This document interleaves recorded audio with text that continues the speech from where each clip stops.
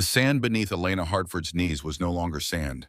It had become mud thick and dark, soaked through with blood that should have stayed inside 12 men who now lay scattered across the killing ground like broken dolls thrown by an angry child. Every breath tasted of copper and smoke. Every heartbeat echoed too loud in her ears. The world had compressed to this single moment, this impossible reality, where she knelt surrounded by carnage that minutes ago had been routine patrol. Her fingers trembled as she reached for the radio clipped to her vest. Not from fear anymore.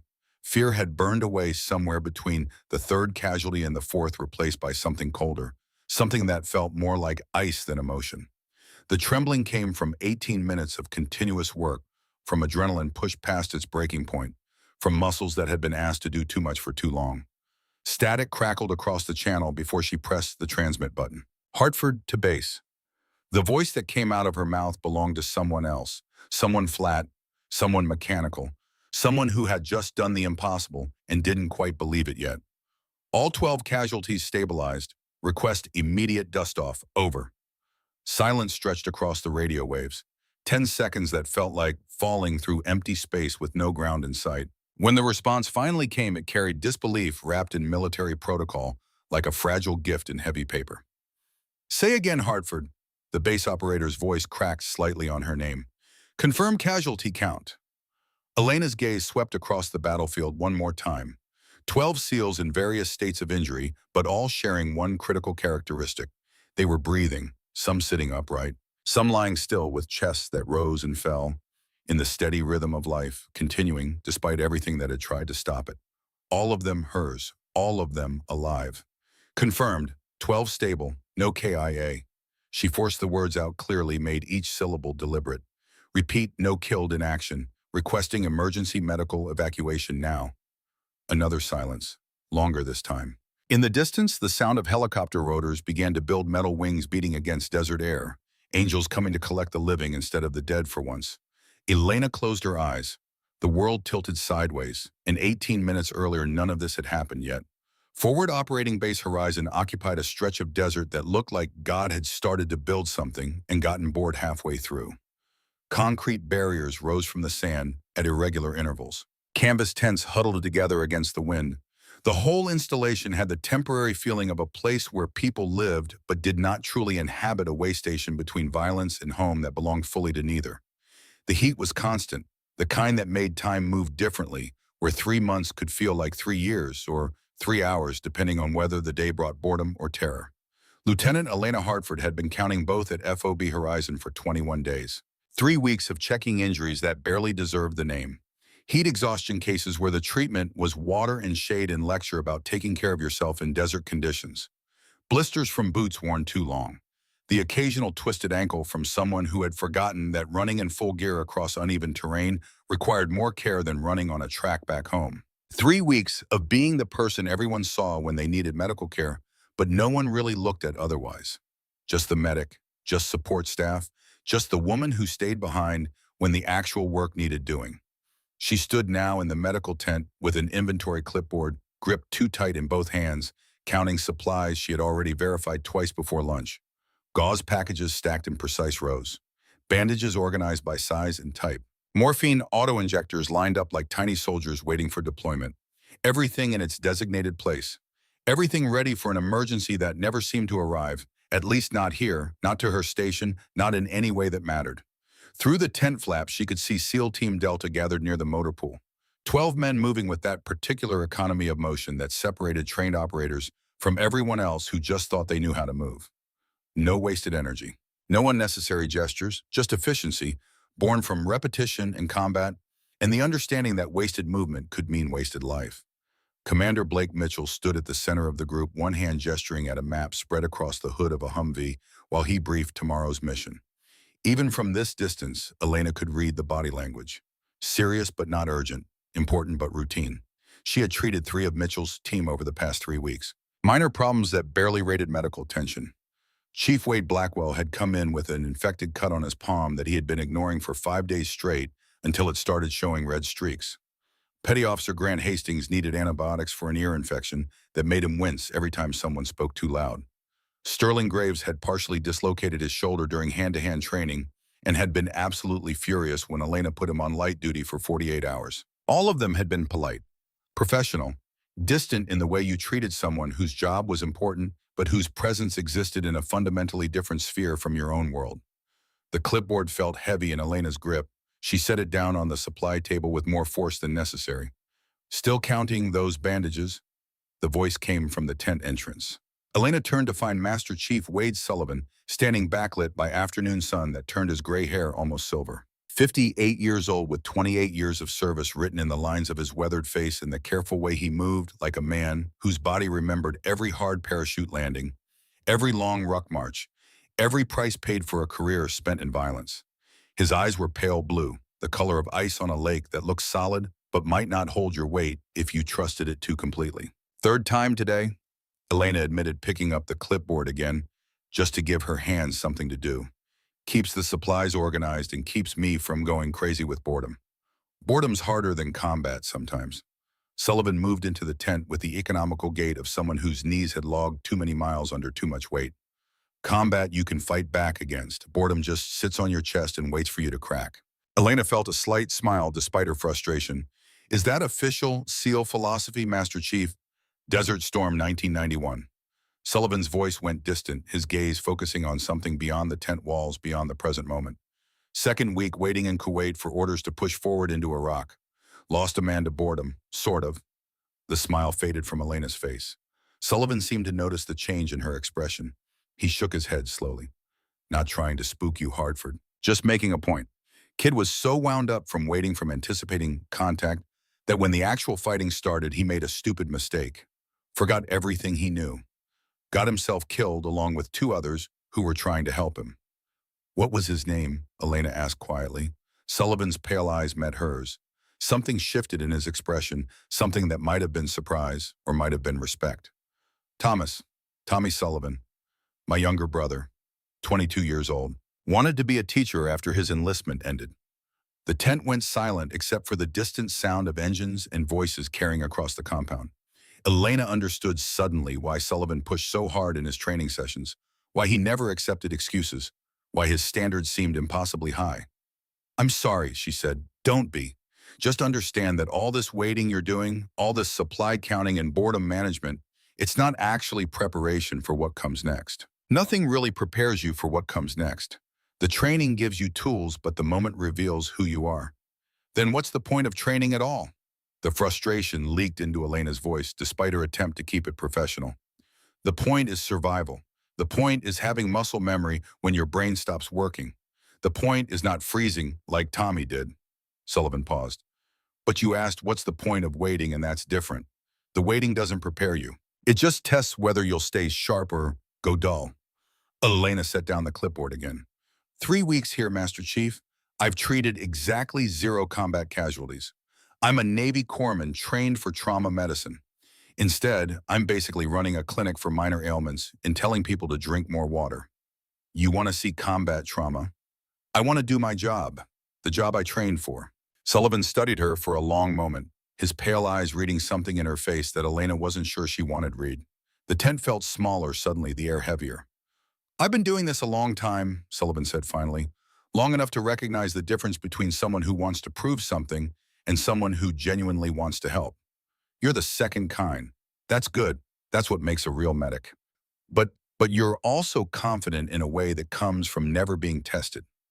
You think your training makes you ready. It doesn't. He held up one weathered hand before she could protest. I'm not saying you lack skill, Hartford. I've watched you work. You're competent, thorough, you don't panic over small problems. But competent in a tent with 1 patient in all your supplies is completely different from competent in the field with 12 patients and bullets coming at your head. Heat rose in Elena's chest, the kind that came from being told you weren't good enough without having the chance to prove otherwise. I can handle it, Master Chief. Everyone thinks that until bullets fly. Then you find out who you actually are underneath all the training and confidence. Sullivan turned toward the tent entrance, then paused. Mitchell's team has a mission tomorrow. Recon patrol through the valley approaches. Low-risk routine sweep. They should be back by evening, Chow. Elena felt a familiar weight of disappointment settling across her shoulders. Am I going with them? No, protocol says you stay at the aid station. Monitor radio traffic. Be ready if they need to call for medical evacuation. Understood, Master Chief. The words came out flat, professional, hiding the frustration that wanted to turn into something sharper. Sullivan glanced back at her. Something shifted in his expression, something that might have been sympathy or calculation, or both. But if I were you, I'd make sure my trauma kit was packed and ready anyway. Supplies checked, equipment tested, just in case circumstances change. Then he was gone, leaving Elena alone with her clipboard and her organized supplies, and the creeping suspicion that Master Chief Wade Sullivan had just told her something important without actually saying it out loud. She looked at her trauma kit sitting in the corner, looked at the organized supplies, made a decision that would change everything. She started packing. The mission briefing happened at 0600 hours the next morning in the command tent, where maps competed with radio equipment for limited space.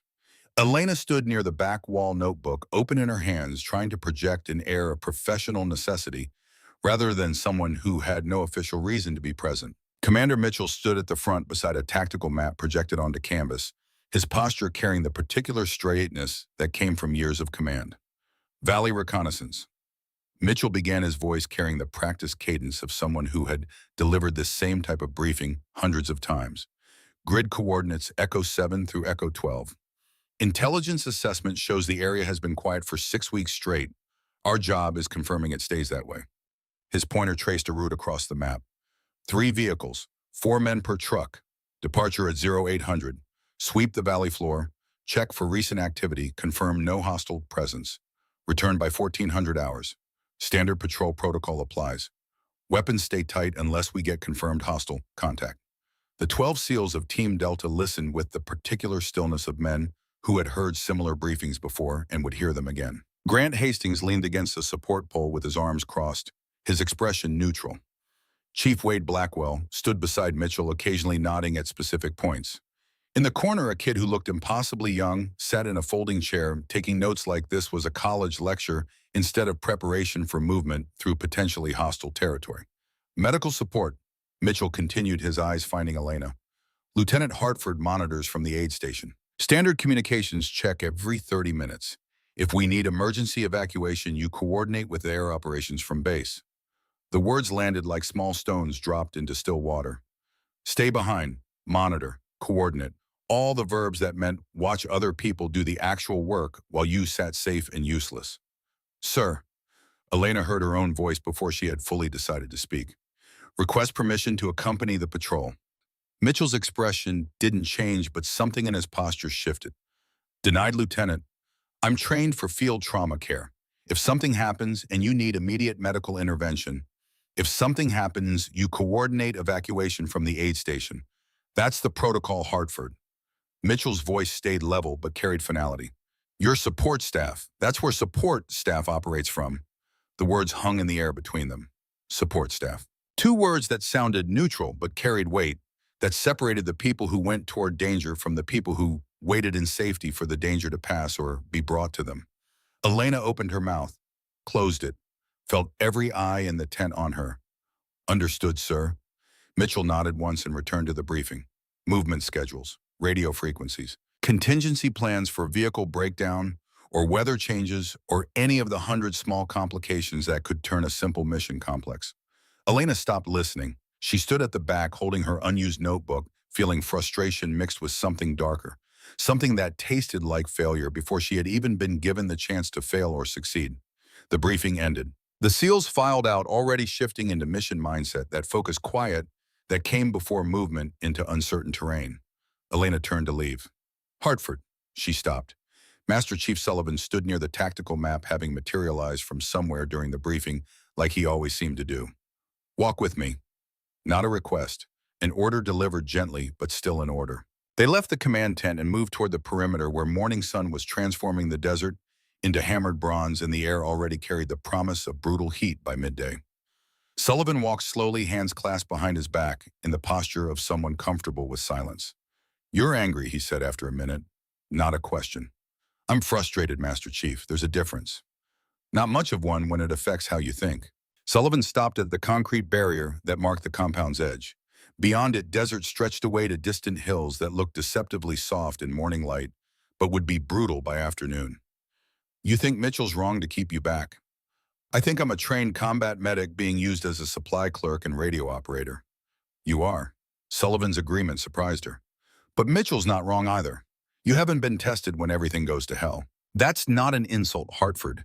It's just a fact you haven't had the opportunity to disprove yet. Elena felt her jaw tighten. Then how do I get tested if I never go out? I never prove I can do it. If I never prove it, I never go out. It's a perfect circle that keeps me exactly where I am. Sullivan was quiet for a long moment. In the distance, engines were starting. The three vehicles of the patrol beginning their pre-mission checks.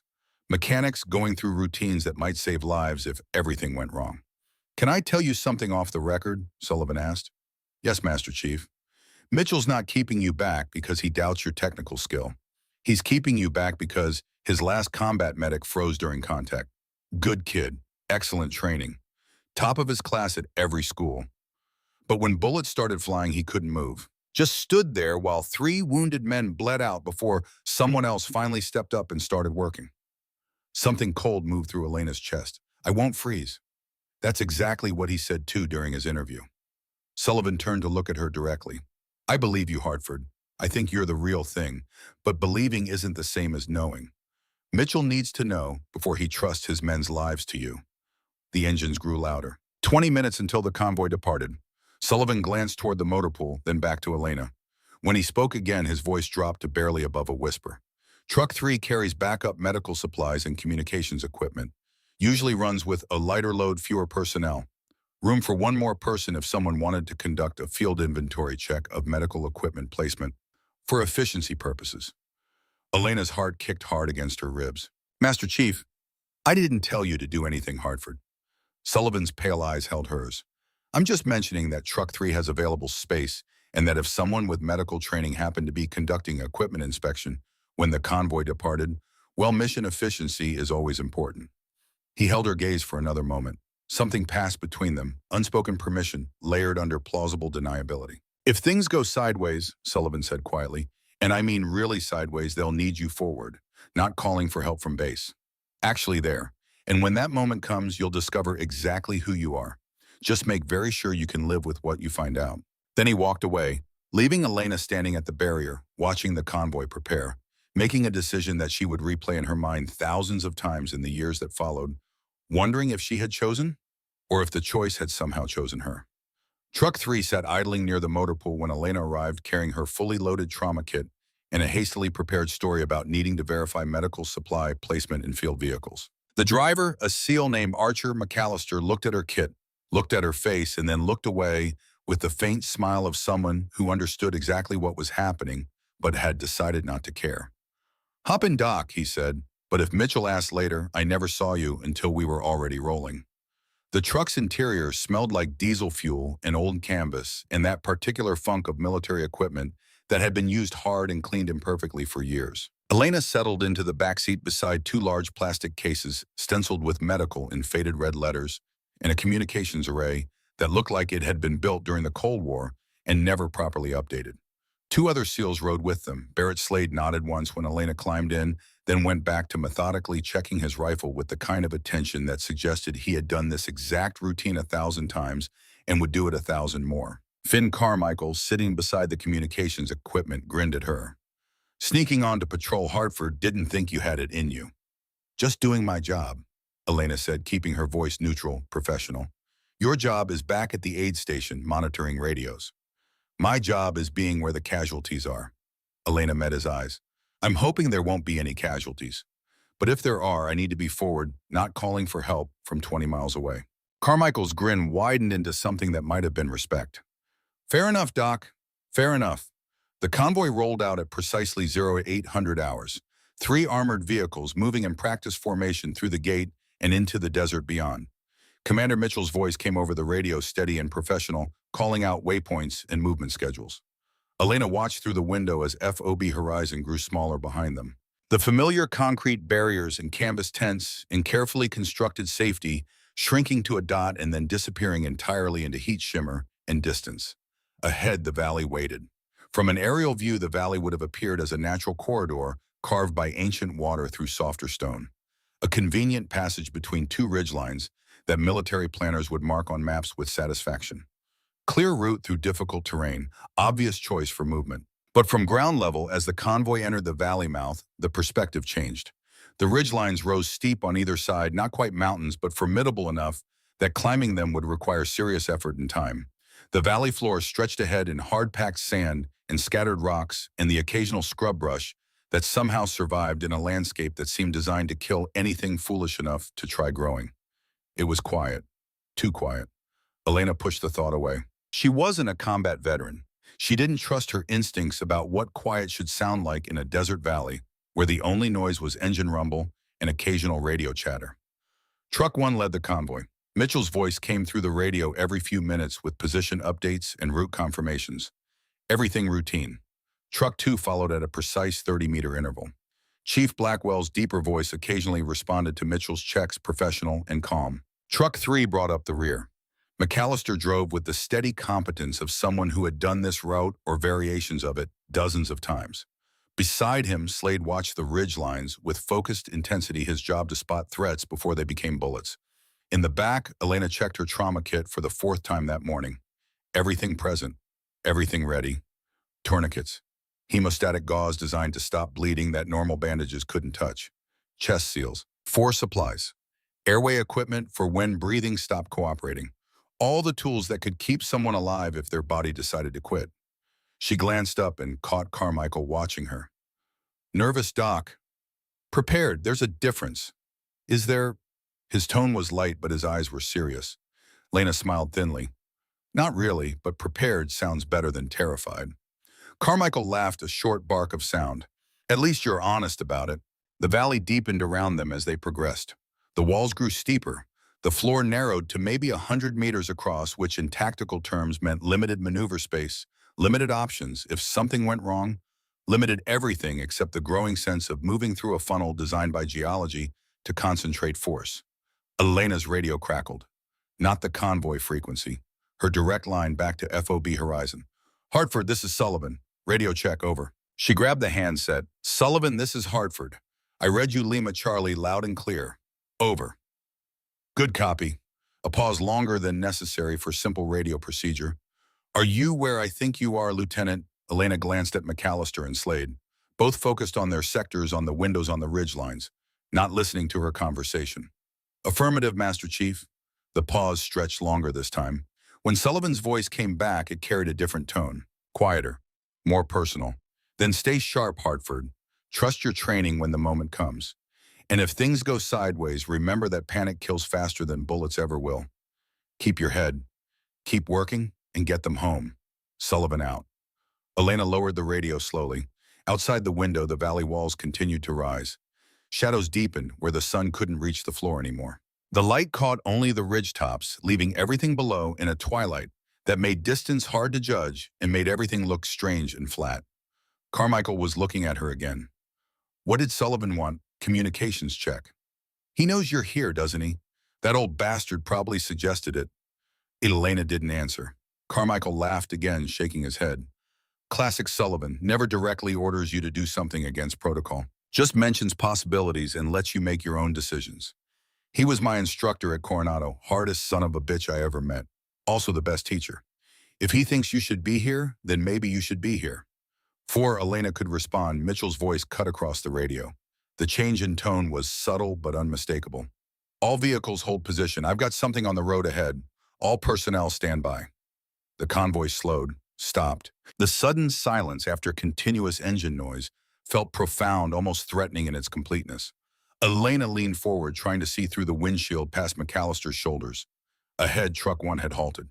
Truck 2 was pulling alongside. SEALs were dismounting, rifles up, moving with practiced choreography, born from training together until individual movement became something larger. What is it? Slade asked McAllister. Can't see from here. Mitchell's checking something. McAllister's hand rested on his rifle, ready, but not committed yet. Could be debris, could be nothing. Could be everything, Elena thought, but didn't say. Mitchell's voice came back on the radio, still calm but with an edge, now the sound of someone whose assessment had shifted from routine to cautious. Looks like old blast damage. Small crater approximately 5 meters across. Vehicle hit something here. IED maybe, but old probably a week or more. Didn't fully detonate or we'd see more debris field. Chief Blackwell's voice responded. Should we turn back, Commander? Negative. Damage is old enough that whoever placed it is long gone. We'll mark the location for EOD sweep and continue the mission. All vehicles prepare to. The world ended in fire and thunder and violence so sudden that Elena's mind couldn't process it immediately, could only record the sequence of impossible events unfolding faster than thought. The explosion came from directly beneath Truck 1. Not beside it, not near it. Perfectly beneath, as if the earth itself had decided to vomit destruction upward through metal and flesh and bone. The truck lifted off the ground, actually lifted all four wheels, clearing sand, the entire vehicle rotating in the air like a toy thrown by a child having a tantrum. It hung there for a heartbeat that stretched into eternity. Then physics reasserted control and the truck came down. Not intact, not whole. Something that had been a vehicle moments ago now existed as a collection of parts held together by momentum and nothing else, tumbling across the sand like debris caught in an invisible current. Truck 2's driver reacted instantly, trying to avoid the blast zone, trying to get clear, trying to do anything except die in the same spot. The swerve was textbook tactical driving. The second IED had been positioned for exactly that reaction. It detonated under Truck 2 as the vehicle accelerated past the kill zone, lifting it sideways, flipping it once, twice, three times, rolling across the valley floor like a coin spinning on a table until friction and gravity finally claimed it and pulled it down hard enough to crumple metal. Elena watched through the windshield, her brain struggling to process impossibility into reality, trying to understand what her eyes were showing her, trying to make sense of the senseless. McAllister, who was already moving, throwing Truck 3 into reverse, getting distance, getting away from the ambush zone.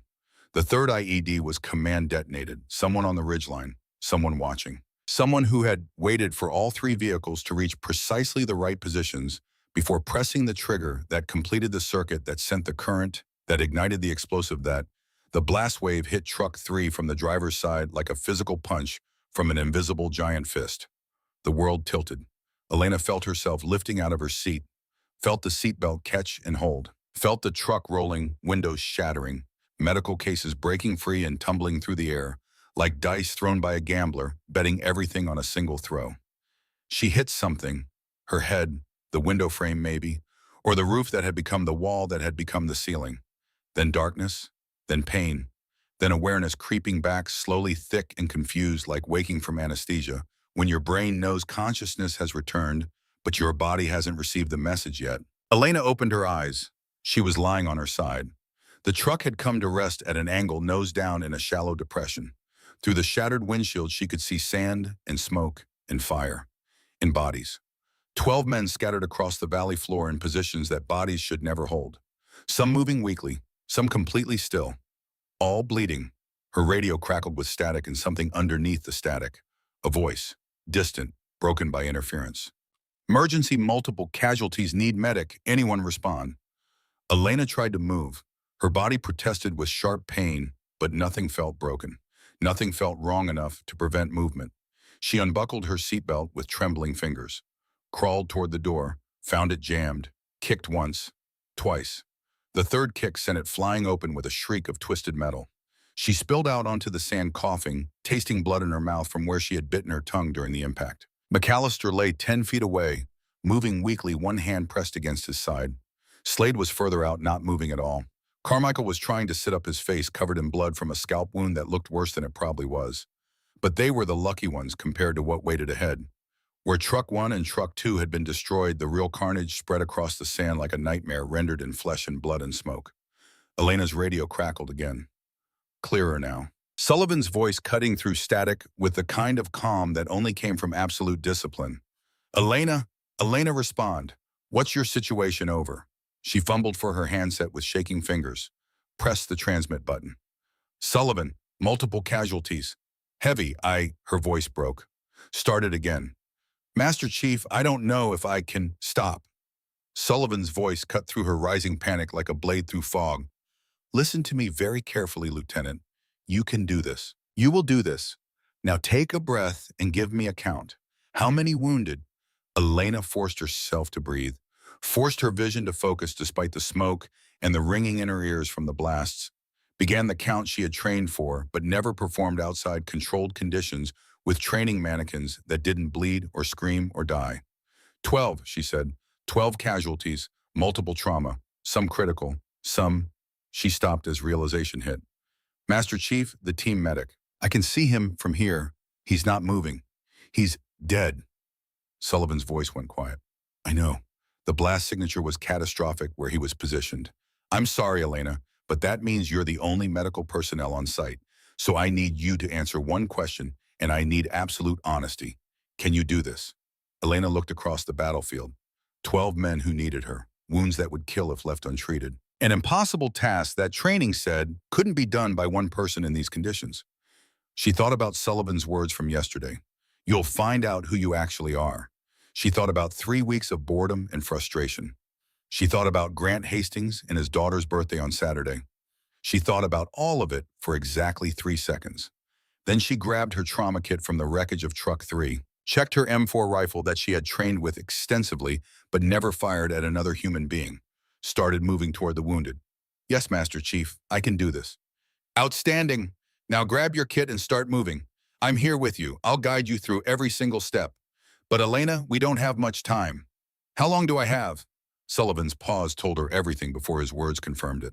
Dust-off window is 18 minutes. After that, enemy forces will regroup and extraction becomes impossible under fire. 18 minutes, Elena. Can you stabilize 12 men in 18 minutes? She looked at the battlefield one final time, at the smoke and fire and blood, at 12 lives balanced on an edge so thin you could cut yourself on it. She started running toward the first casualty. I don't know, Master Chief, she said honestly, but I'm going to try. That's all I can ask. Now start your assessment. Tell me what you've got and we'll take it one patient at a time. Sullivan out. Elena reached Grant Hastings, dropped to her knees beside him, saw the femoral artery severed and spurting with each heartbeat, and somewhere in the distance, gunfire erupted from the ridgeline as the ambush's second phase began. Elena looked up at the muzzle flashes, looked down at Hastings' wound, made a choice that would define everything that followed. She would fight death itself. And she had exactly 18 minutes to win. The first rule of combat trauma care is brutally simple. Stop the bleeding or everything else becomes pointless. Theater. A person can survive without a limb. They can survive unconscious. They can survive pain that would shatter most minds into fragments. But they cannot survive without blood pressure, cannot survive when their circulatory system has been compromised, cannot survive when the liquid that carries oxygen to their brain is spilling out onto desert sand instead of flowing where evolution designed it to flow. Grant Hastings was bleeding out, fast. Elena could see it spreading beneath him. Dark and terrible, the kind of volume that meant minutes, not hours, that meant his femoral artery had been completely severed, and his heart was now working against him, pumping his life out through the wound faster than his body could possibly compensate through any normal mechanism. Training took over before conscious thought could interfere. She dropped beside him with her trauma kit already opening supplies, spilling out in organized chaos. Her brain ran through protocols practiced hundreds of times on mannequins that didn't scream or bleed or have 7-year-old daughters waiting for birthday celebrations. Hastings was conscious. His eyes found hers wide with the particular terror that came from understanding exactly what was happening to your body, from feeling life draining away and being powerless to stop it. Doc, his voice already weakening, already fading. Doc, I can't feel my leg anymore. That's shock setting in. Elena's fingers worked even as she spoke, ripping open his pant leg, exposing the wound. Worse than she had initially assessed.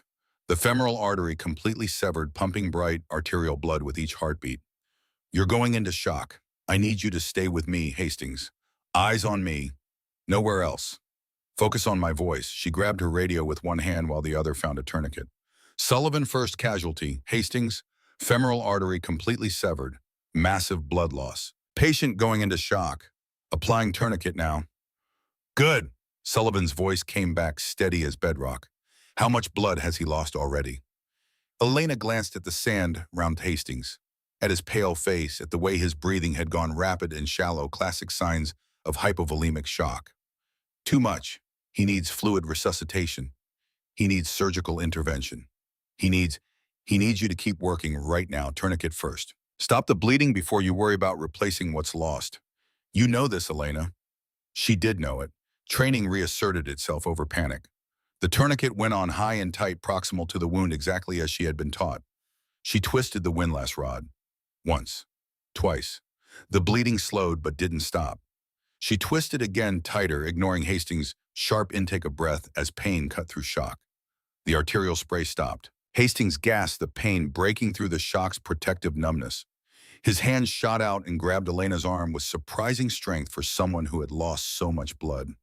"My daughter," he said through gritted teeth. "Saturday. Her birthday. I promised her I'd be there. I promised, and you will be."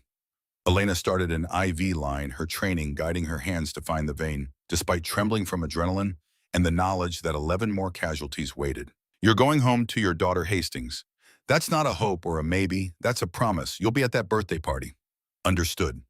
She pushed fluids through the IV, watching his color, checking the tourniquet, monitoring vitals that were bad, but stabilizing. He needed surgery, needed a hospital, needed things she couldn't provide in a desert kill zone. But she could keep him alive long enough to get to those things. That would have to be enough. The radio crackled. "Sullivan Hastings is stable for now. Tourniquet in place, IV, running fluids going in. He's going to make it." Time check. Elena glanced at her watch. 16 minutes, 20 seconds remaining. 16:20. "Outstanding work. Next casualty. Move." Elena squeezed Hastings' shoulder. "Stay here. Don't touch the tourniquet. Don't try to move. Someone will get you in the helicopter soon." She stood turned, saw the battlefield spread before her in all its terrible clarity. That was when the first round started hitting close enough to matter. The gunfire came from the eastern ridgeline, sharp cracks splitting the air. Rounds kicked up sand in small geysers, the shooters finding their range, adjusting their aim, learning the distance and windage needed to turn moving targets into casualties. Elena dropped flat on instinct. Medical training screaming at her to find cover. Limited combat training telling her that cover meant leaving the wounded exposed to enemy fire while she hid in safety. She looked toward the next casualty. Chief Wade Blackwell lay 30 feet away, moving weakly, one hand pressed against his head, where blood ran dark between his fingers and down his face. 30 feet across open ground with bullets searching for targets. The calculation took a fraction of a second. Stay here and live. Move forward and possibly die.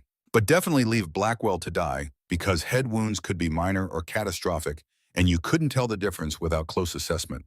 She grabbed her trauma kit and her rifle and started crawling. Sand scraped against her belly, hot through her uniform. The medical bag caught on rocks. Her rifle dragged beside her. She pushed forward anyway, elbows and knees in pure forward momentum, carrying her across ground that seemed to stretch longer with each foot covered. Bullets snapped overhead, closer now, the shooters adjusting fire, zeroing in. Elena reached Blackwell and immediately understood the severity. He had been driving truck 2 when it flipped. The impact had thrown him through the windshield before the rollover. His head had struck something hard enough to split skin from hairline to temple in a ragged laceration. Blood covered half his face.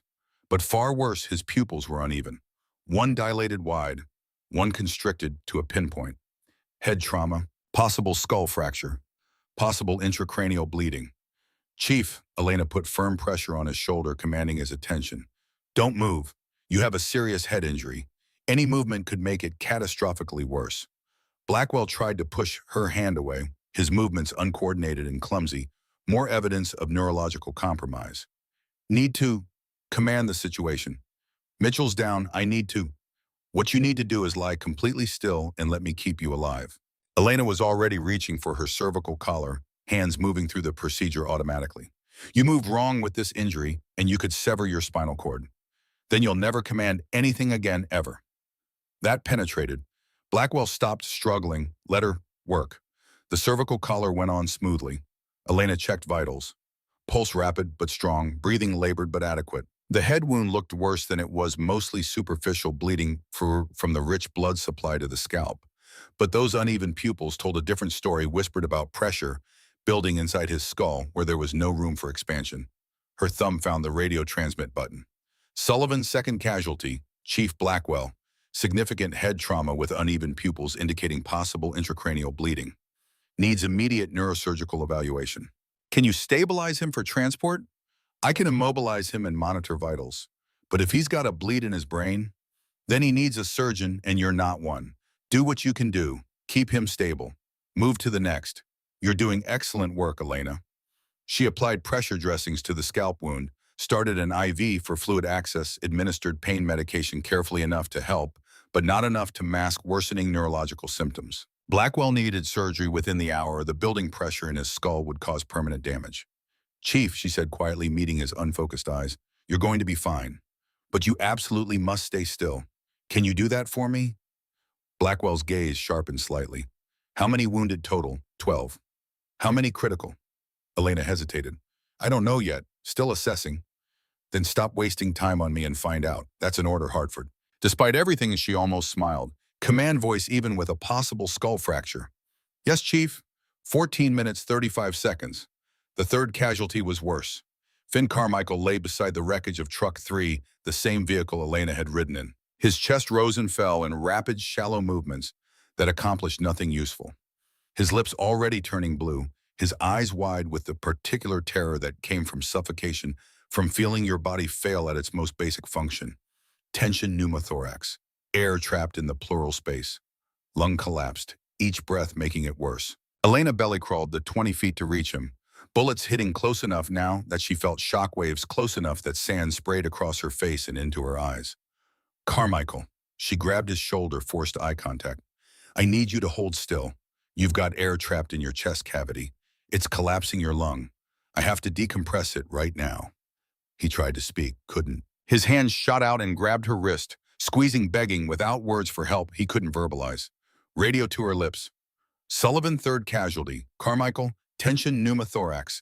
I need to perform needle decompression, but I've never done this outside training conditions. For the first time since this started, Sullivan's voice carried emotion underneath the professional calm. Then it's time for field training to become field experience. Second intercostal space midclavicular line. You know this procedure, Elena. You've trained for this exact scenario. Not under fire, not with real stakes, I understand. Sullivan paused. Desert Storm 1991. I had to do the same thing. Young kid sucking chest wound enemy, still actively shooting at us. His name was Tommy, my brother. He didn't make it because I hesitated. I second-guessed myself. By the time I acted, it was too late. Elena's hand stilled for half a heartbeat. But you know what, Sullivan continued. I was green then, undertrained. You're better prepared than I was. You've got better equipment, and you've got me here talking you through it. So that SEAL you're working on right now, he's going to make it, because you're going to save him. Elena looked at Carmichael, at his blue lips, at his desperate eyes. She reached into her trauma kit, found the needle decompressor. Larger than expected, longer. Talk me through it step by step, she said. Sullivan's voice became clinical, professional, the voice of an instructor guiding a student through a procedure that could save or end a life. Locate the second rib, follow it laterally to where it meets the clavicle. The space between the second and third rib right at the midclavicular line. That's your insertion point. Elena's fingers moved across Carmichael's chest, feeling for the landmarks through his uniform. Found them despite the trembling, despite the gunfire, despite everything.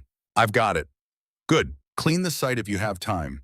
But if you don't waste seconds. He needs air more than he needs sterility right now. She swabbed the area with alcohol more from habit than conviction that it mattered in these conditions. Held the needle ready, positioned correctly, aimed precisely. She looked at Carmichael one final time. This is going to hurt, but you'll be able to breathe, trust me. The needle went in. She felt resistance. Pushed through muscle and tissue, felt the moment it penetrated into the pleural space, felt the release as trapped air escaped with the hiss like a tire deflating. Carmichael's chest expanded. His color changed from blue to pink in seconds. He gasped a real breath, deep and full and life-giving. His eyes found hers, filled with gratitude and terror, and the overwhelming relief of someone who had been drowning and had just broken the surface. There, Sullivan said, and Elena could hear satisfaction in his voice. That's one more than I saved in 91. Now move. You've got 12 minutes, 40 seconds, and 9 casualties remaining.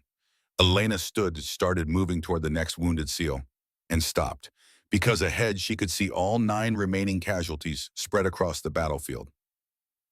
Could calculate in her head the time each would require. Could do the math that every combat medic learned and prayed never to use in reality. 12 minutes, 9 men, some urgent, some critical, some who would die without immediate intervention. She could not save them all equally. There was not enough time, not enough of her. She would have to choose. Her radio crackled before she could voice the thought. Sullivan's voice quiet now, understanding. Elena, I know what you're thinking. I can hear it in your silence. You're doing triage math in your head. There's not enough time. The words came out flat. If I try to treat everyone equally, some will die while I'm working on others. But if I prioritize based on severity, then some will have to wait. Some might not make it while they're waiting. Sullivan's pause carried weight. Combat medicine means impossible choices. It means accepting that you can't save everyone perfectly. It means living with the decisions you make when there are no good options. Lelena looked at the 9 men, at Dorian Fletcher with burns covering his chest, at Sterling Graves holding the stump where his hand used to be, at young Caspian Cole somewhere in that group bleeding from wounds she couldn't assess from this distance. I became a medic to save lives, she said quietly, not to choose which ones get priority. I know, but that's the job when everything goes wrong. That's always been the job. Before Elena could respond, Commander Blake Mitchell's voice cut across the radio, rough with pain, but carrying absolute authority. Hartford, this is Mitchell. I'm wounded but functional. I've been monitoring this frequency. You will triage by standard protocol. You will prioritize the salvageable. You will make the hard calls because that's what combat medics do.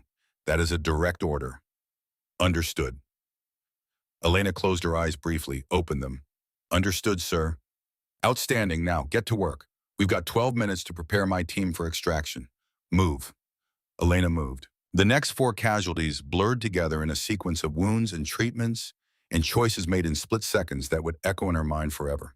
Dorian Fletcher. Burns across 30% of his torso from the vehicle fire. Smoke inhalation compromising his airway. In a hospital, he would need specialized burn care skin grafts, weeks of intensive treatment. Here, Elena could only start fluids, manage his airway with supplemental oxygen from her kit-administer morphine for pain that made him scream when she touched damaged tissue. She worked while bullets forced her to roll away twice for cover before coming back to finish the IV, before checking his breathing one more time before moving to the next. 10 minutes. 15 seconds. Sterling Graves. His left hand wasn't just injured, it was gone. Torn away by shrapnel that had left ragged tissue and exposed bone and an arterial bleed that would have killed him in 3 minutes without intervention. Tourniquet high on the forearm, wound packed with hemostatic gauze. IV started, fluids running. Graves stared at the stump where his hand used to be, his face locked in shock that was both physiological and psychological. My hand, he said, just those 2 words, over and over like a mantra. Your hand is gone, Elena told him without softening it because there was no time for gentle delivery. But your life isn't. Surgeons will close this. You'll adapt, you'll learn, but first you have to stay alive. So stay with me right now. 8 minutes 40 seconds. Hollis Brennan, spinal injury from the rollover. Protocol screamed at her not to move spinal trauma. Immobilize completely. Wait for proper equipment and trained personnel. But he was lying exposed in open ground where enemy fire was intensifying. Staying meant dying from bullets. Moving meant risking permanent paralysis. Elena made the call in under 3 seconds. She grabbed Brennan under the arms, maintaining spinal alignment through concentration and muscle memory from training. Dragged him 15 feet to cover behind Truck 2's wreckage. Immobilized him there as best she could with available materials. Did I just make you paralyzed? She asked bluntly. I can feel my toes. His voice was tight with pain but carried relief. So probably not. Then stay still and don't test that assessment. 7 minutes 20 seconds. Archer McAllister, 3 separate shrapnel penetrations. 1 superficial across his shoulder. 1 deep in his thigh but missing major vessels. 1 in his abdomen that had nicked something internal and was bleeding into his abdominal cavity where she couldn't reach it without surgery. Elena cut away his uniform, exposed the wounds, packed what she could pack from the outside. Started 2 IV lines, pushed fluids at maximum rate, watched his blood pressure dropping, not crashing yet, but trending wrong. This one needs surgery, she told Sullivan over the radio. How long can you buy him? Maybe 30 minutes if the internal bleeding is slow, maybe less if it's not. Then buy him the time and pray the surgeons work fast. Keep moving. 6 minutes, 55 seconds. And then the enemy fire changed character. Not random anymore. Not searching, concentrated, deliberate, aimed at her. Rounds hit sand 2 feet to Elena's left, then 1 foot. Then close enough that she felt the displacement, felt the spray of debris against her face and in her eyes. Someone on the ridgeline had identified what she was. The medic. The one keeping wounded men alive. The priority target. Elena grabbed her M4 rifle. The weapon felt foreign in her hands despite countless hours of training. Training where targets didn't shoot back. Training where failure meant poor marks instead of death. She brought the rifle up, found the muzzle flash on the ridgeline, centered her sights the way she had been taught, squeezed the trigger. The rifle kicked against her shoulder. The sound was enormous. Brass ejected hot against her arm. She fired again. 3-round burst. Controlled. Precise.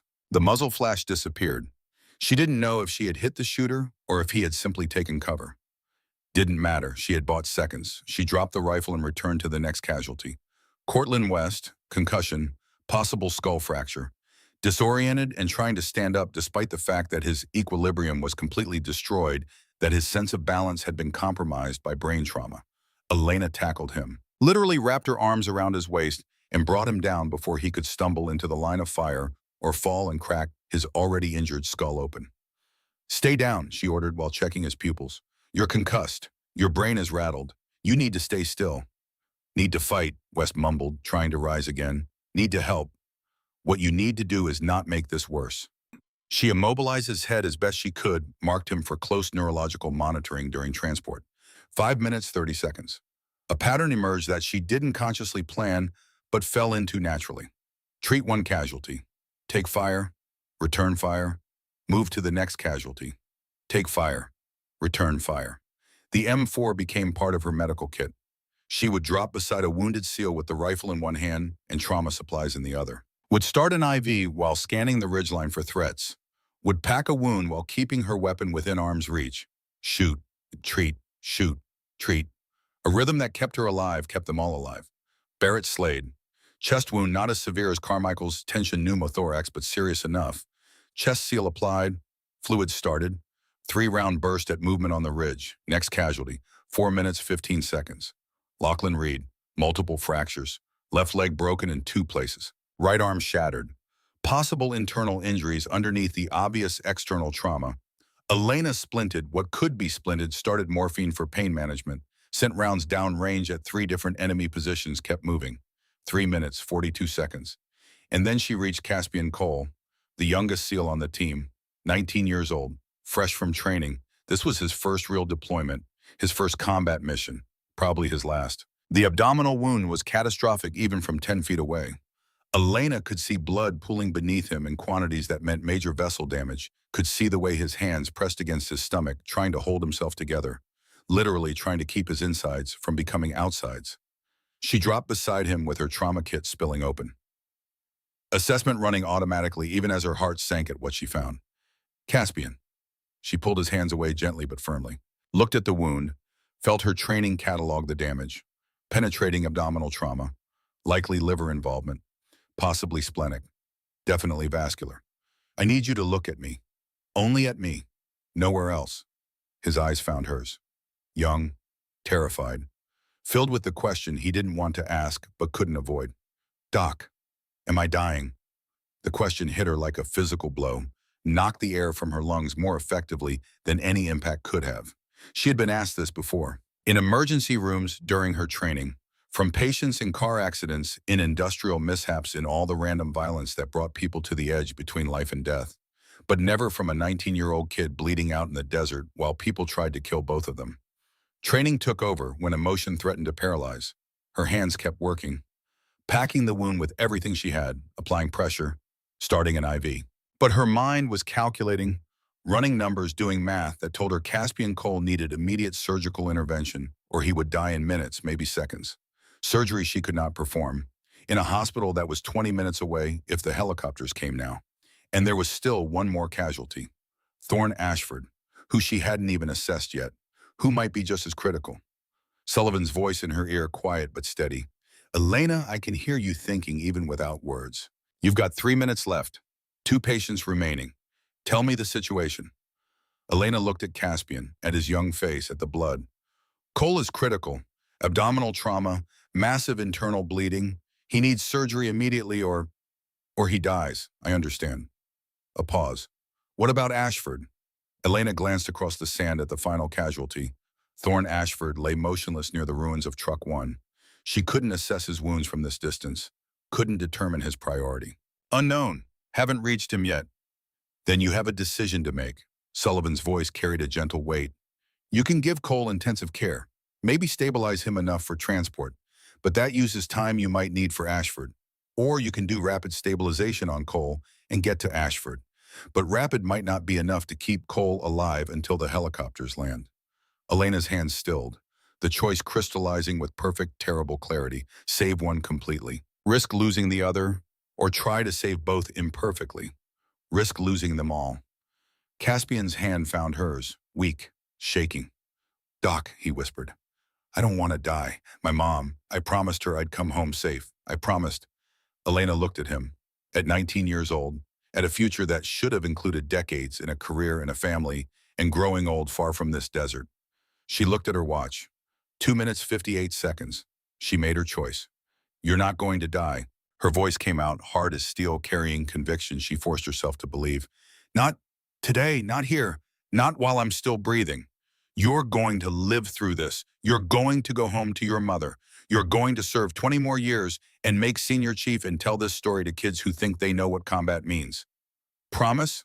"I promise. Now hold still. This is going to hurt worse than anything you've ever felt, but it's going to save your life."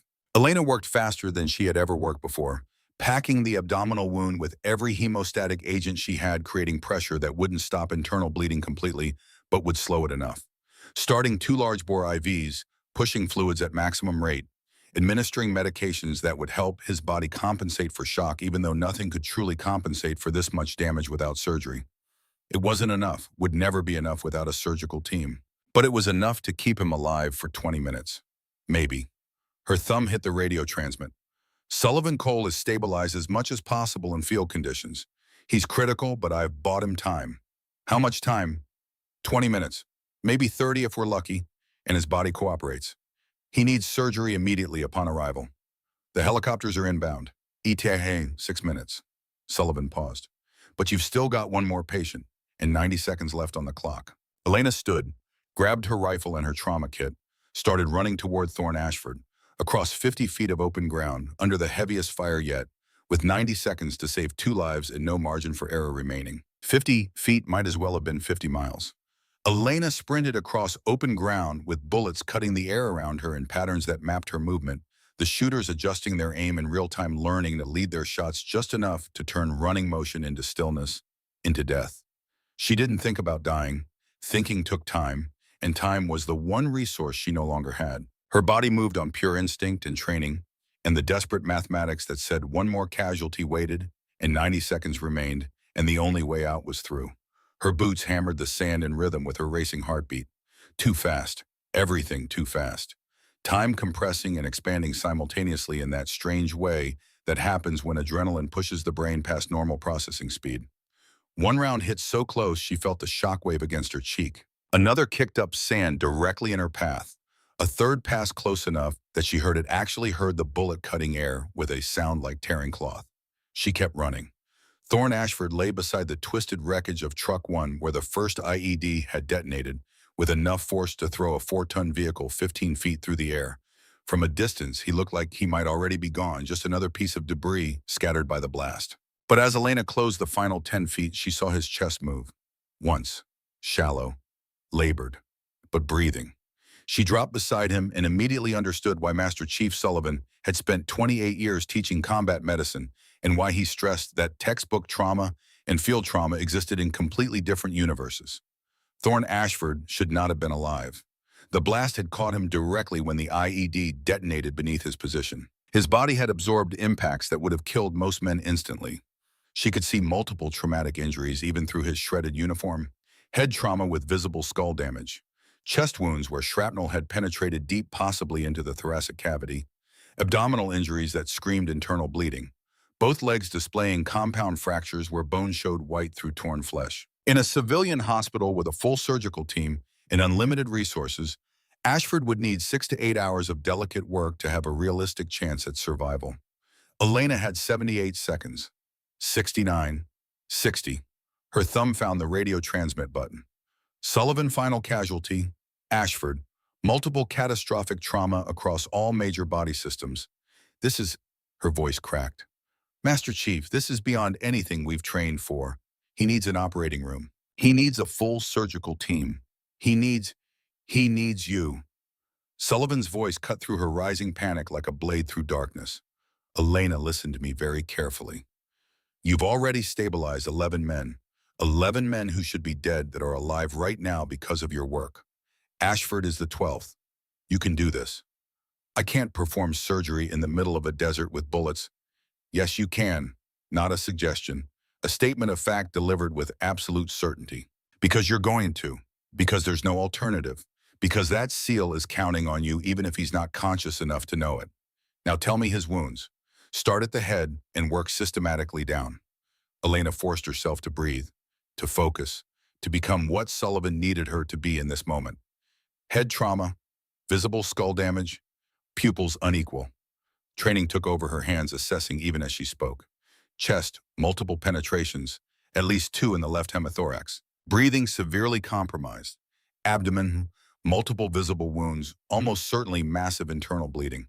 Both legs, compound fractures of both femurs. Visible arterial damage. 55 seconds. Sullivan was quiet for 3 heartbeats. When he spoke again, his voice carried a different quality. Serious in a way that went beyond their previous exchanges. Okay, listen very carefully. What I'm about to tell you to do has never been successfully performed outside a proper operating room. Not in Desert Storm, not in any conflict I'm aware of. The medical literature says what you're about to attempt is theoretically impossible under these conditions. But you're going to do it anyway because the alternative is unacceptable. And if it doesn't work, then Ashford dies and you did everything humanly possible and more besides. But I don't think that's going to happen. You've already done 11 impossible things today. What's one more? He paused. Now stop questioning and start working. I'll guide you through every single step. Trust me. Trust yourself. Do this. Elena looked at Ashford, at his broken body, at the blood. She looked at her watch. 48 seconds. She made a decision that would be studied in military medical schools for the next 20 years. Talk me through it, she said, step by step. Everything I need to do.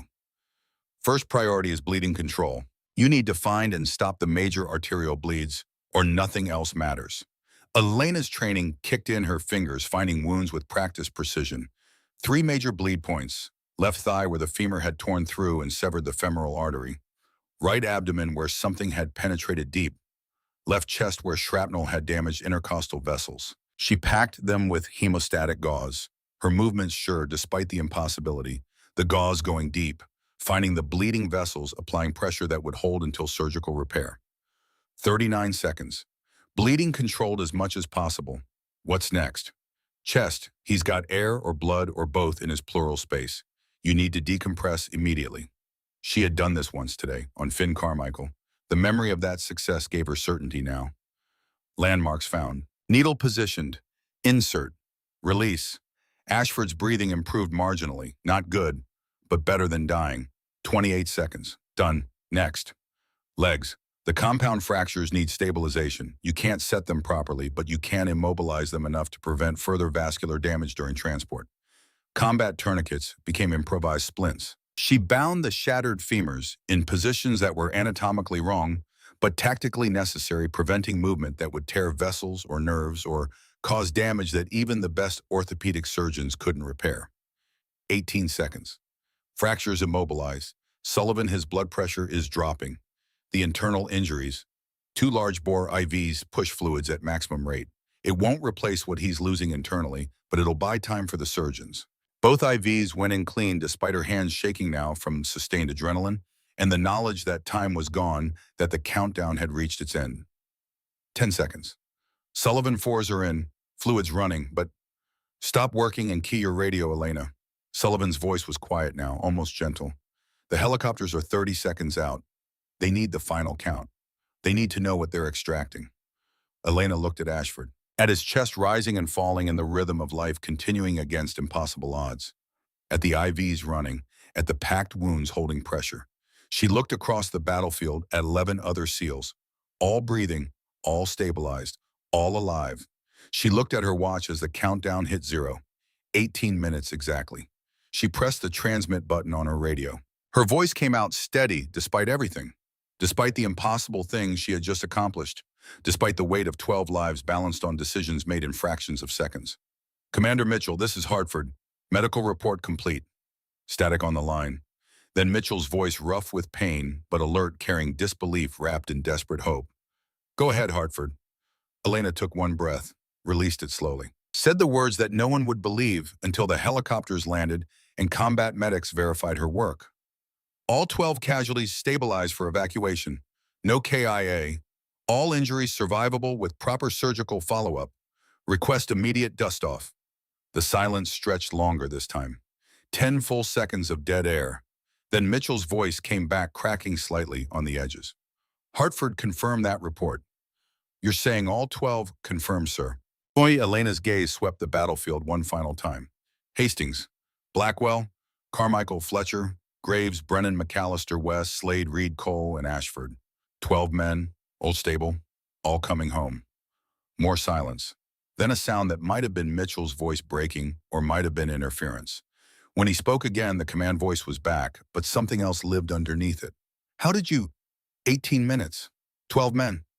Under sustained fire. How is that even possible? Elena looked at her hands, covered in blood that belonged to a dozen different people, shaking now that the work was done and adrenaline was crashing. She thought about the answer, about training and fear and impossible choices and the refusal to accept death when life remained possible. They needed help, sir. I gave it. That's the job. The sound of helicopter rotors grew from distant whisper to thunderous presence. Two birds coming in fast and low, the cavalry arriving exactly when promised. And on the ridgeline, the enemy fire stopped. Elena understood before Sullivan's voice confirmed it. Enemies withdrawing. Satisfaction colored Sullivan's tone. They're seeing 12 men alive who should be corpses. They're seeing one medic who just performed a tactical miracle. That kind of thing breaks unit cohesion faster than any counterattack. They're done. The helicopters touched down in twin clouds of sand and rotor wash that turned the world briefly opaque.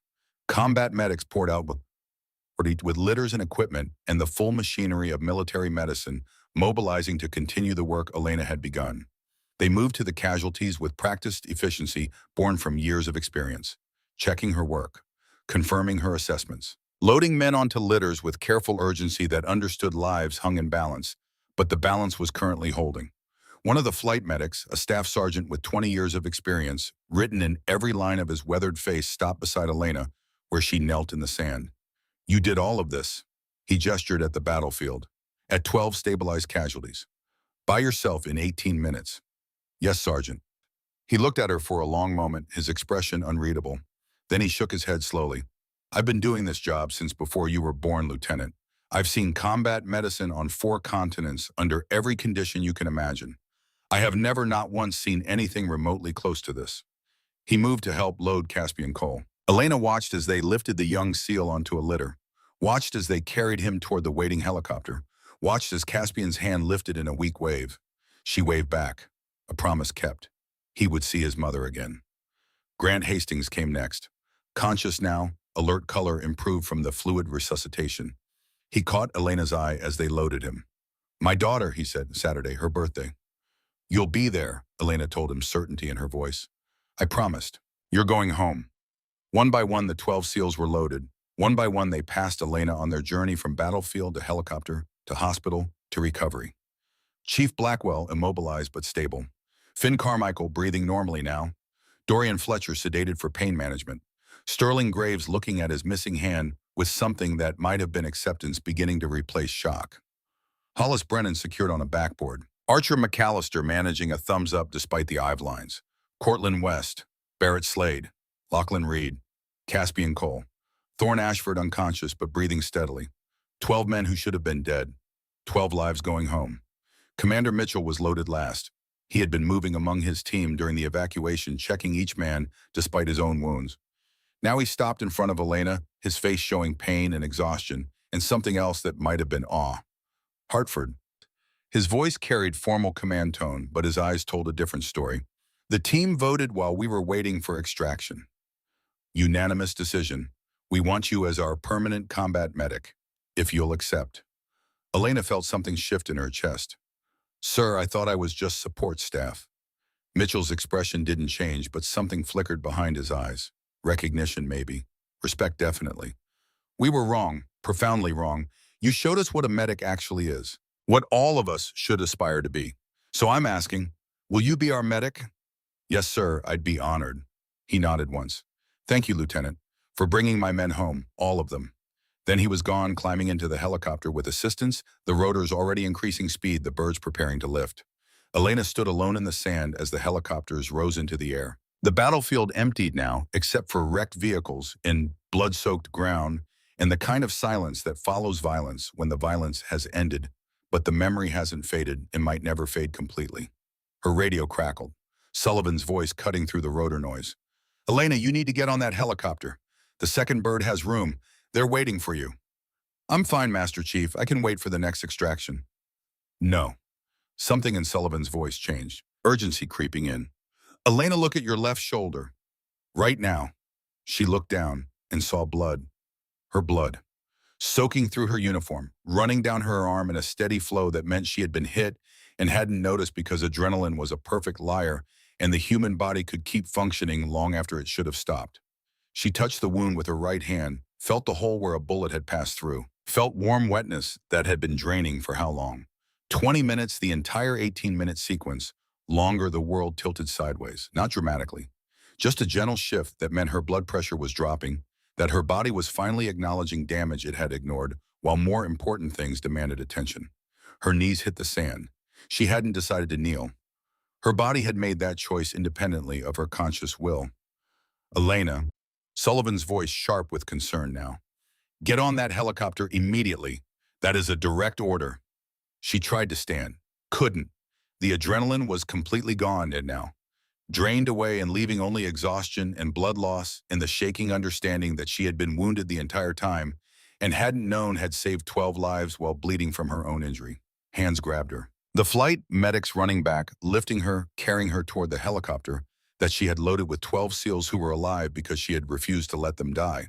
I'm fine, she tried to say, but her voice sounded distant wrong, like it belonged to someone else speaking from far away. Sure you are, Doc. One of the medic's kind-voiced professional hands checking her wounds while they moved. Just like the other 12 were fine. Now shut up and let us work. You've earned it. They loaded her into the helicopter beside Caspian Cole.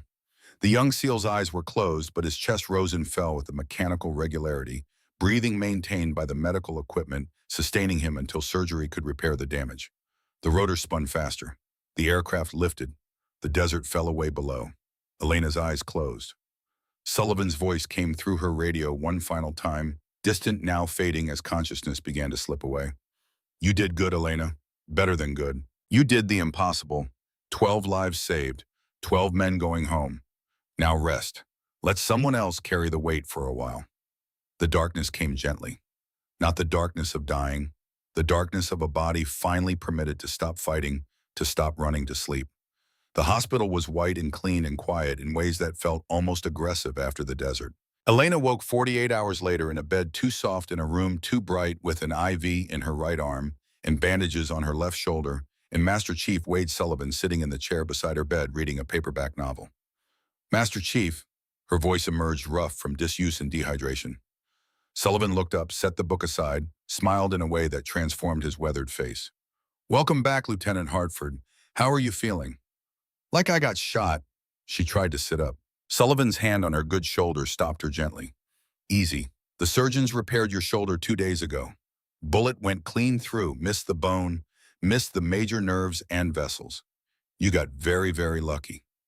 Elena settled back against the pillow, memory returning in fragments. The desert, the blast, 12 wounded SEALs, 18 minutes that felt like 18 years. The team, she said, Cole, Ashford, the others, are they alive? Sullivan's smile widened into something that might have been joy. All 12 of them, different wards, different severity levels, different recovery timelines, but alive, every single one. Something broke inside Elena's chest. Not breaking bad, breaking open.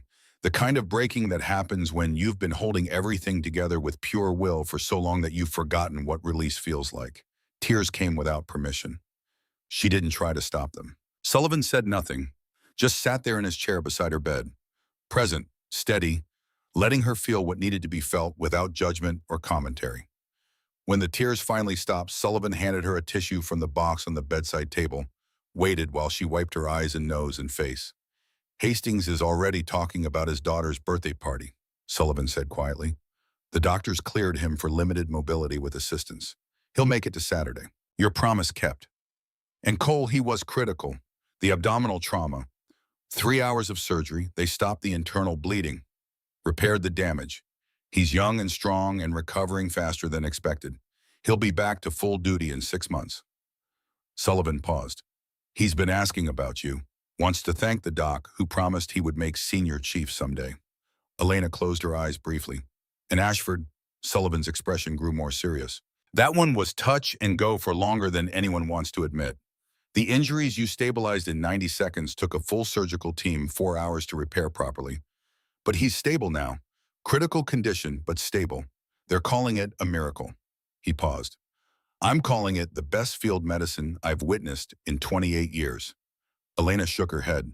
I didn't do anything extraordinary, Master Chief. I just worked through them one at a time, following protocol, using what you taught me. No, Sullivan leaned forward slightly. You did something that has never been done before. Not in any conflict, not under any conditions. 12 critical casualties, 18 minutes, active combat, 100% survival rate. That's not protocol, Hartford. That's extraordinary. You guided me through every step.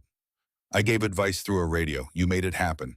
Your hands, your decisions, your absolute refusal to accept that any of them would die. He held her gaze. Do you understand what the official after-action medical report says? It says that what you accomplished is theoretically impossible. The mathematics of trauma care time management in combat conditions do not support your success. But you succeeded anyway. Elena thought about the 18 minutes, about impossible choices and desperate measures, and 12 men who lived because she had refused to accept any other outcome. Maybe the mathematics is wrong, she said quietly. Or maybe you're just that exceptional. Sullivan stood, moved to the window, looked out at whatever view military hospitals offered. There's going to be a ceremony. Pentagon. 6 months from now, once everyone has recovered enough to travel, you're being recommended for the Silver Star. Master Chief, I don't need medals. It's not about what you need, it's about what those 12 men need. They need the world to understand that the medic who saved them represents something important. That combat medics aren't support staff. That you're warriors fighting a different enemy with different weapons. He turned back to face her. Will you accept it?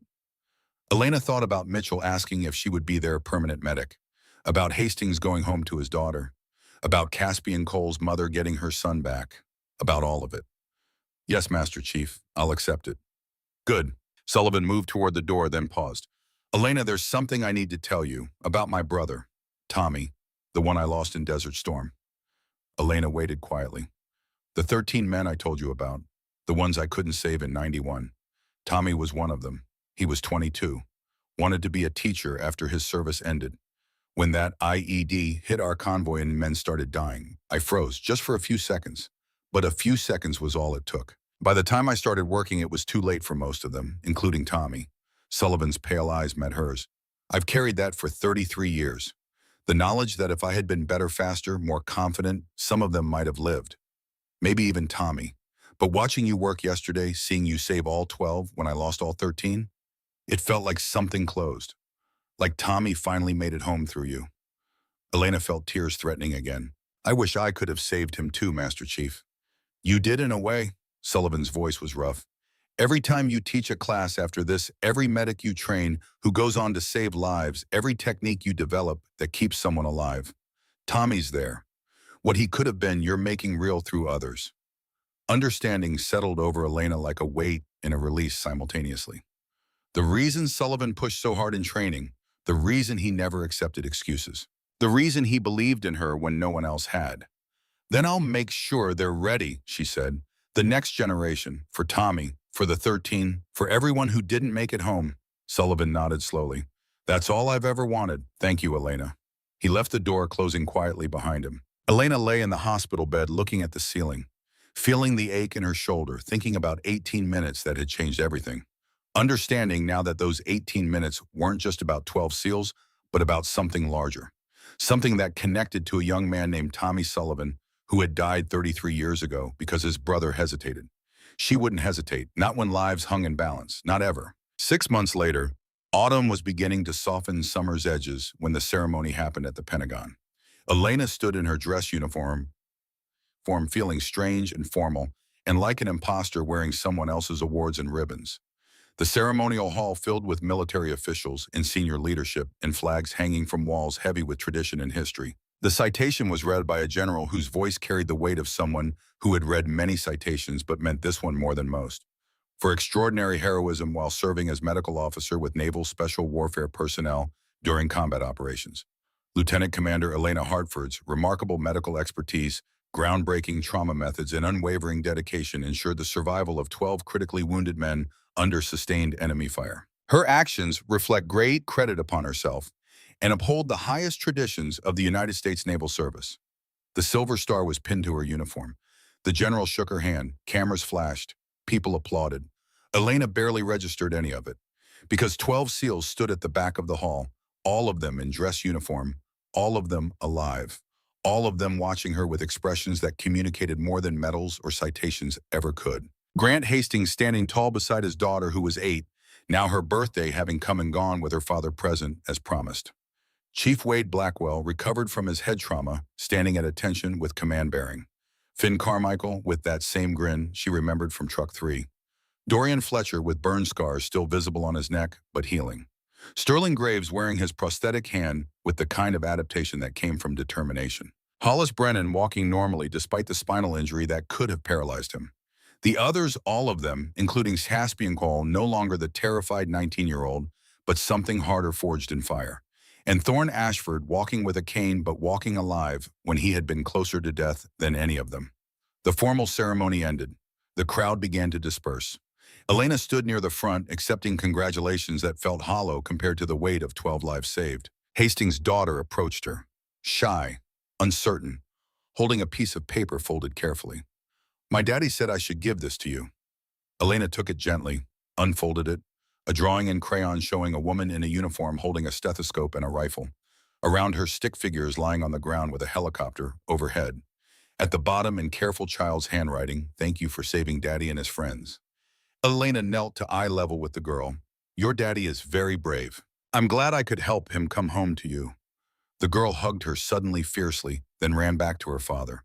Elena stood folding the drawing, carefully tucking it into her pocket. Commander Mitchell approached. "The team has something for you." All 12 SEALs gathered, forming a loose semicircle.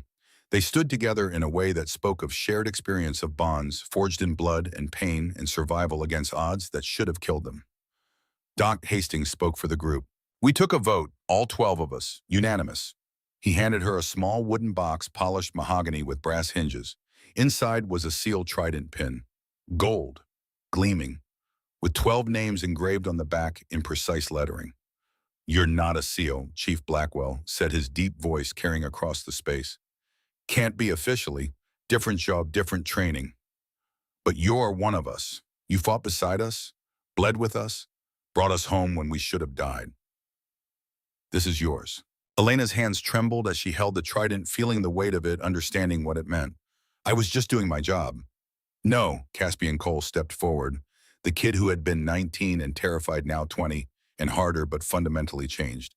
"You did the impossible, and we're standing here because you refused to let us die, because you promised we would live, and you kept that promise." All 12 saluted simultaneously. Crisp, perfect, held with the kind of respect that transcended rank or position. Elena returned the salute, hand to forehead, the gesture carrying the weight of everything of 18 minutes and 12 lives and promises kept. "Thank you," she said quietly, "for trusting me, for fighting with me, for coming home." "Always, Doc," Mitchell said. "Ways." 5 years passed in the way years do when filled with purpose rather than merely passing time. Elena Hartford became commander. Elena Hartford became the head of Special Operations Medical Research Division, became the person who wrote the textbook that changed how combat medics were trained across every branch of service and in allied nations worldwide. The training program she designed was brutal and realistic and uncompromising. It taught field surgery and mass casualty triage and tactical medicine and all the technical skills that mattered. But more importantly, it taught the mindset, the refusal to accept death when intervention remained possible, the willingness to make impossible choices, the understanding that sometimes you had to prioritize, but that didn't mean anyone got left behind.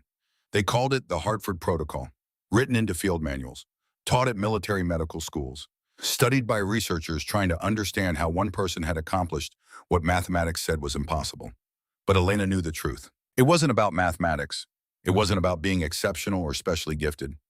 It was about refusing to quit when quitting would have been easier, about believing that 12 lives mattered more than protocol or safety or personal survival.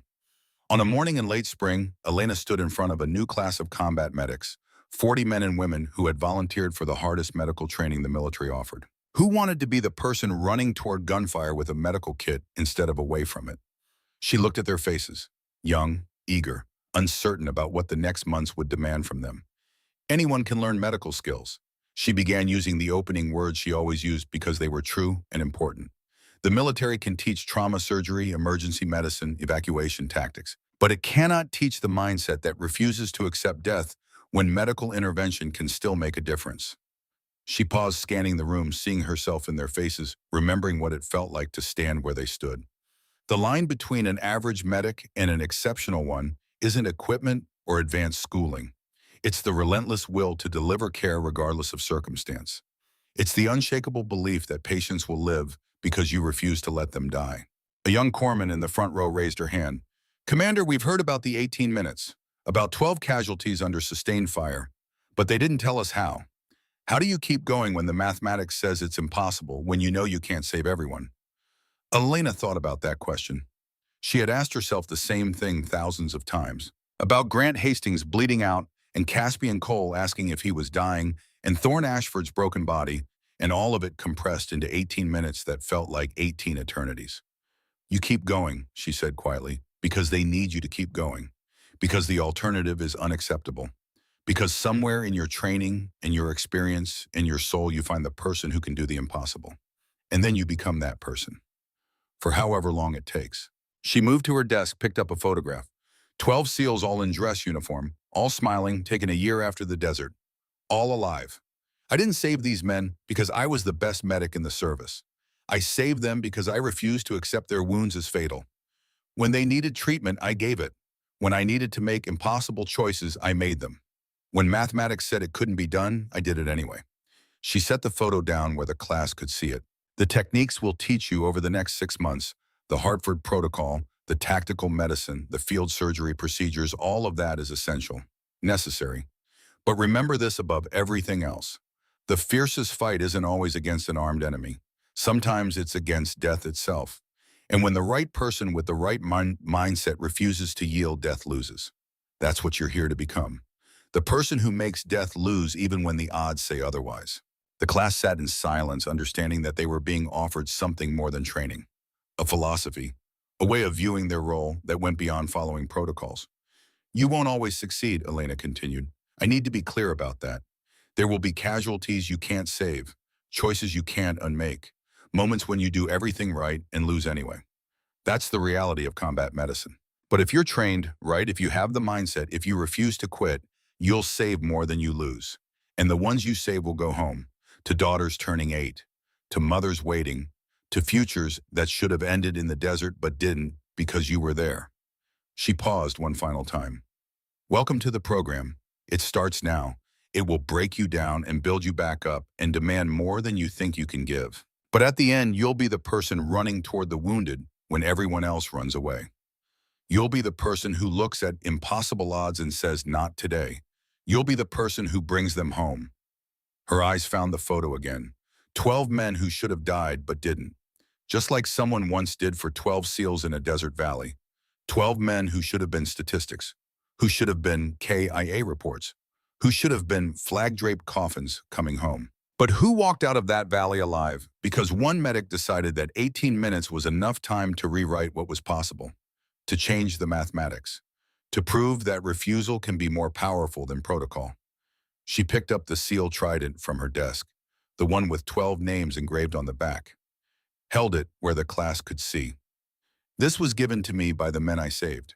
Not because I'm a SEAL, I'm not, but because I fought beside them, bled with them, refused to let them die. That's what I'm offering you, not a piece of metal, but the chance to be that person for someone else. To be the one who stands between wounded warriors and death and says, 'No, not today, not on my watch.'" She set the trident down carefully. "Now let's get to work. We have lives to save, and not much time to learn how." The class rose as one, ready, uncertain, willing, and in Elena's mind, 12 men stood at attention, all alive, all home. All proof that sometimes the impossible is just another word for not yet done.